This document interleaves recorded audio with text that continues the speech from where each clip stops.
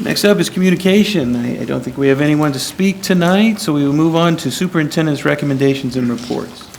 Yes, thank you. At this time, I'd like to ask Mrs. Howard to cover the items listed under Personnel Professional and Personnel Support. Thank you, Mr. Smith. Mr. Begley and members of the board, I have several items for your consideration this evening under Personnel Professional. Number 1, resignation, letter A. Number 2, extracurricular resignation, letter A. Number 3, an unpaid leave of absence, letter A. And number 4, employment, letters A through D. And that concludes all the items I have for your consideration this evening under Personnel Professional. Thank you, Mrs. Howard. I'll entertain a motion to accept the recommendations. So moved. Second. Mr. Clark, Mrs.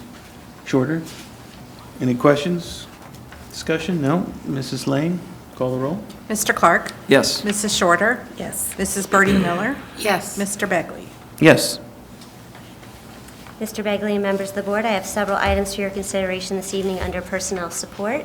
Number 1, resignations, letters A through F. Number 2, unpaid leaves of absence, letters A through E.